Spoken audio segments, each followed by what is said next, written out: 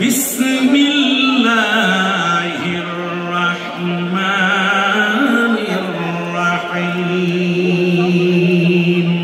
আসসালামু আলাইকুম ওয়া রাহমাতুল্লাহি ওয়া বারাকাতুহু। প্রিয় দর্শক, এতক্ষণ ওয়াজ মাহফিল খুব সুন্দরভাবে চলতেছিল। যখনই বিএনপি নেতাকে বক্তব্য দেওয়ার জন্য নাম ঘোষণা করা হয়, সাথে সাথেই জনতা দাঁড়িয়ে পড়ে এবং বিএনপি লিডারের কোনো বক্তব্যই তারা শুনতে নারাজ। আমি আমার বক্তব্য দীর্ঘায়িত করব না, শুধু সকলকে শুভেচ্ছা জানিয়ে আমার কথা শেষ করব। আজহারী সাহেব আসতে এখনো 1 ঘন্টা সময় আছে। এই সময়ের ভিতরে আমরা যারা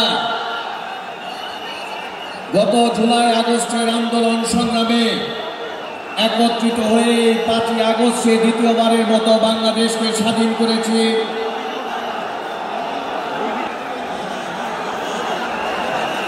সম্মানিত ভাইয়েরা, আমি আসাদুজ্জামান সোহেল বলছি। উনি 1 মিনিটের মধ্যে শেষ করবেন। আপনারা একটু শান্ত হন, 1 মিনিটের মধ্যে শেষ করবেন।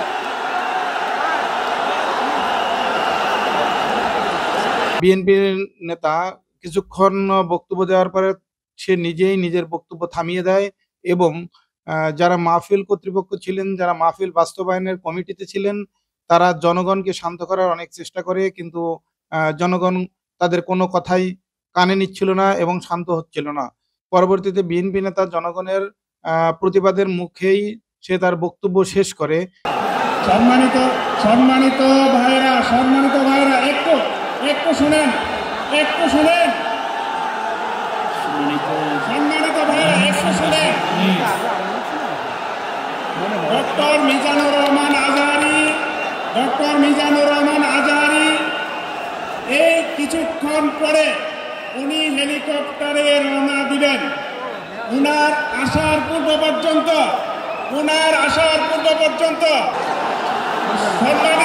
সম্মানিত ভাইরা, ডক্টর মিজানুর রহমান আজহারী অল্প কিছুক্ষণের মধ্যেই উনি হেলিকপ্টারে রওনা দিবেন। আমার সাথে কথা হয়েছে। একটু আপনারা সুশৃঙ্খল ভাবে একটু অপেক্ষা করেন। আপনাদেরকে করজোরে অনুরোধ করছি। সম্মানিত ভাইয়েরা, আমি আসাদুজ্জামান সোহেল বলছি। উনি 1 মিনিটের মধ্যে শেষ করবেন। আপনারা একটু শান্ত হন, 1 মিনিটের মধ্যে শেষ করবেন।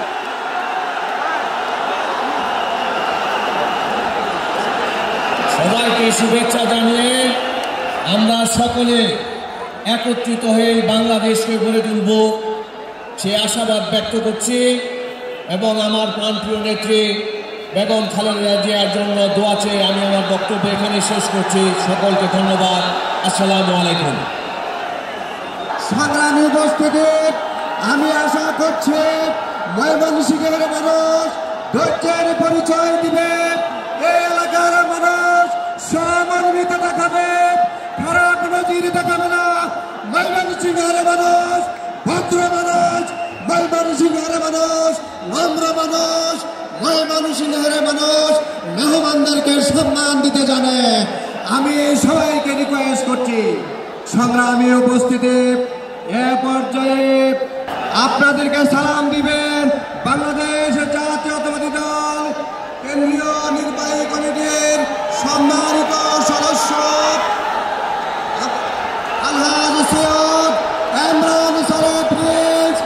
আপনাদেরকে সালাম দিবেন। আমি আশা করছি আপনারা ধৈর্য এবং ভদ্রতার পরিচয় দিবেন। আরেক বিএনপি লিডারের নাম ঘোষণা করার সাথে সাথেই জনগণ আবারও দাঁড়িয়ে পড়ে এবং আপনারা দেখতে পাচ্ছেন উত্তেজিত জনতা হাত নাড়িয়ে নিষেধ করতেছে যে তারা বিএনপির নেতার কোনো বক্তব্যই শুনতে চাচ্ছেন না। সুতরাং তারা বিএনপির নেতার কোনো কথাই শুনতে চাচ্ছেন না, তাই তারা বিএনপির নেতাকে কোনো কথা বলার সুযোগই দিতে চাচ্ছেন না। কিন্তু কর্তৃপক্ষ বারবার তাদের কাছে আবেদন করতেছে যে আপনারা একটু শান্ত হন, এটা একটা ওয়াজ মাহফিল, এখানে সব ধরনের লিডাররাই এসে বক্তব্য দিবে, আপনারা একটু ধৈর্য সহকারে শুনুন। জনগণ আপনারা দেখতেছেন যে কারো কোনো কথাই শুনতেছে না এবং তারা তাদের প্রতিবাদ চালিয়ে যাচ্ছে এবং বিএনপির নেতাদের বক্তব্যে বাধা সৃষ্টি করতেছে। জনগণের এরকম প্রতিবাদে বিএনপির নেতা হতভম্ব হয়ে পড়ে এবং মাহফিল আয়োজক কমিটির লোকজনও হতভম্ব হয়ে পড়ে।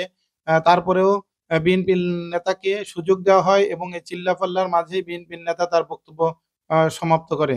কি কারণে বিএনপির নেতাদের বক্তব্য জনগণ শুনতে চাইছে না বা বাধা দিলেন সেটা তারাই ভালো জানে, আমরা কিছুই বলতে পারলাম না। প্রিয় দর্শক, আপনারা দেখতে পাচ্ছেন যে জনগণ অনেকেই ভুয়া ভুয়া বলেও স্লোগান দিচ্ছে, আপনারা শুনতে পাচ্ছেন।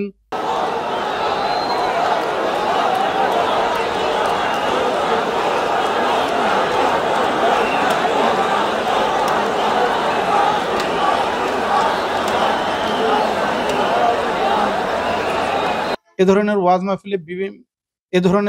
মাহফিলে বিএনপি এবং জামাতের লিডাররা থাকবে, এটাই স্বাভাবিক, কিন্তু জনগণ কেন বিএনপিকে মেনে নিতে পারছে না এটাই বুঝতে পারলাম না। প্রিয় দর্শক, এটা একটা অনাকাঙ্ক্ষিত ঘটনা, এতে মাহফিল কর্তৃপক্ষ দায়ী নয়। জনগণ তাদের মতামত প্রকাশ করেছে, তারা বিএনপির লিডারদের কোনো বক্তব্য শুনতে চাচ্ছেন না। তবে আমার ধারণা, আমরা দেখে থাকি যে বাংলাদেশের বিভিন্ন স্থানে বিভিন্ন মাহফিলে বিএনপির কিছু কিছু লিডাররা আলোচকের আলোচনায় বাধা সৃষ্টি করে থাকে। হয়তোবা সেই ক্ষোভ থেকেই বিএনপির লিডারদের আজকের এই মাহফিলে কোনো বক্তব্য দেওয়ার সুযোগ দিতে চাচ্ছেন না জনগণ। আপনারা দেখতে পাচ্ছেন যে কিভাবে জনগণ চিল্লাচিল্লি করতেছে। বিএনপির কেন্দ্রীয় যুগ্ম মহাসচিব জনাব আলহাজ ইমরান সালেহ প্রেস, সৈয়দ আলহাজ ইমরান সালেহ প্রেস। বিসমিল্লাহির রহমানির রহিম। আজকে তফসিলুল কোরআনে আজহারী সাহেব তিনি বক্তব্য রাখবেন। আজকে আমাদেরকে উদ্যোক্তা সংগঠনের পক্ষ থেকে আমন্ত্রণ জানানো হয়েছে, আমরা এখানে আপনাদের সাথে সংহতি প্রকাশ করতে এসেছি এবং একই সাথে ডক্টর আজহারী সাহেবের তার যে জ্ঞান গর্ভ বক্তব্য সেগুলো আমরা শুনতে এসেছি।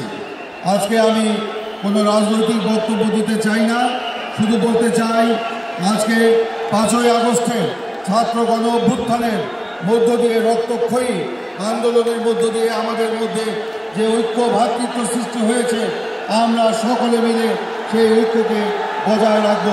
পরিশেষে আমি আমার নিজের পক্ষ থেকে, আমাদের দল বিএনপির পক্ষ থেকে ধন্যবাদ জানিয়ে আমি আমার বক্তব্য শেষ করছি। আল্লাহ হাফেজ, বাংলাদেশ জিন্দাবাদ।